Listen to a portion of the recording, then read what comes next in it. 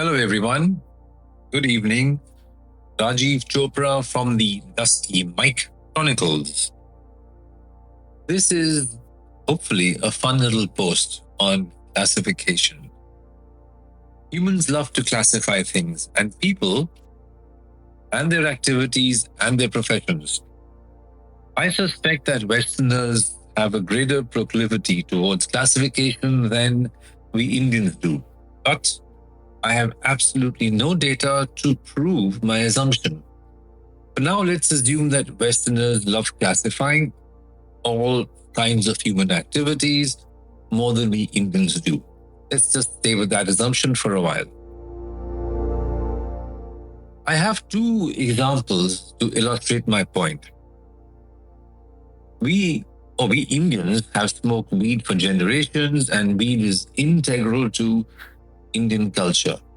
Take away weed and half of India's sadhus will go on a rampage. There's been much debate about weed in the West and whether or not to legalize the stuff. Weed is illegal in India thanks to the Brits, and it is only when our politicians wish to screw someone that they dredge up this archaic and fairly useless law. Take away weed, and many photographers will lose many photo opportunities, no matter how trite, pedestrian, or cliched. Recently, a German friend sent me a scientific article from a chemical magazine describing the many ways you can classify weed and give this stuff all sorts of abstruse scientific names derived from Latin and Greek. I read the article and wrote back to him saying, "Dude, why bother about classification? Just smoke the shit and enjoy the trip." Well, needless to say, he did not respond to my message, and I felt the cold anger in his silence. I don't think he appreciated or cared about my levity, or the essential fact that you don't need to classify it to enjoy it. After the uprising of 1857-58, the Brits decided that they must understand Indians or understand us if they were to govern us. They trotted out a census and classified people by region, language, religion, and caste. They also wanted to codify our laws. Out went local methods or practices of settling dispute, and in came the Manusmriti, Sharia law, Brahmanism, and mullahs, and all sorts of practices that nobody in India really cared about or followed. The census exercise that the British carried out, changed us forever.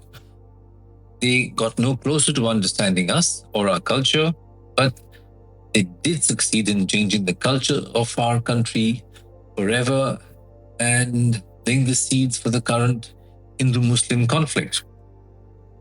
Now, forever is a long word, but yeah, sure, it did change our society, and these changes affected the way that people write, the novels they write, the books they write. It changed photojournalism and opportunities that spring from time to time. All of us specialize in something or another, and there's nothing wrong with this tendency to specialize in something. You naturally have a talent for one particular area and not for another. But allow me to become personal. I am a metallurgical engineer and specialize in corrosion. Were it not for bad luck, arrogance, and a healthy dose of youthful immaturity, I would have migrated to America and done my PhD in corrosion and probably become a leading corrosion scientist in the world. And yes, I was that good.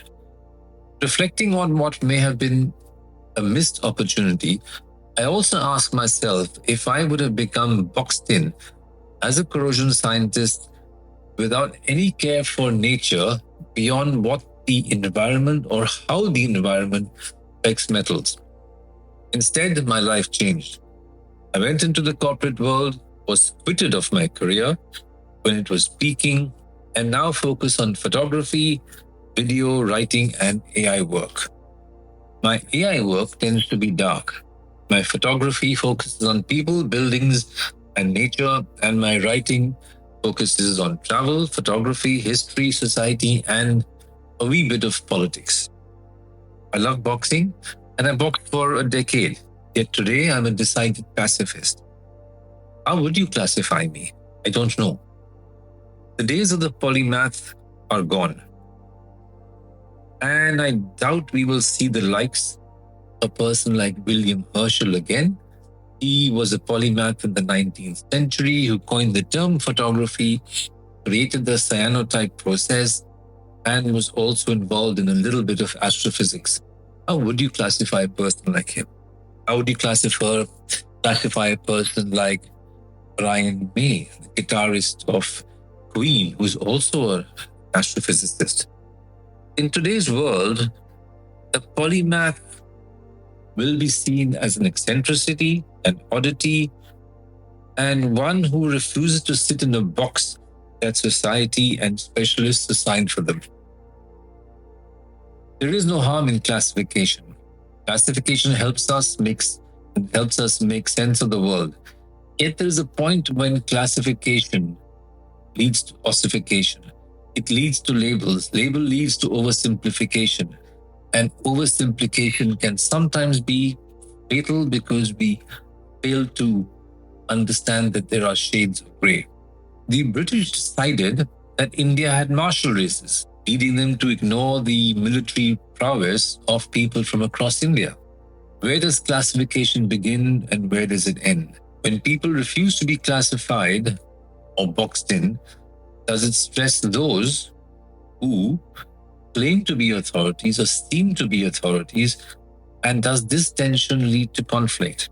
Fluidity helps us make more sense of the world or helps us adapt to the world. And when you superimpose fluidity on our habit of classifying things, then maybe you will view the world differently. Maybe you will, be easier. Maybe you will be able to adapt better. Maybe you will be able to see someone else's point of view better.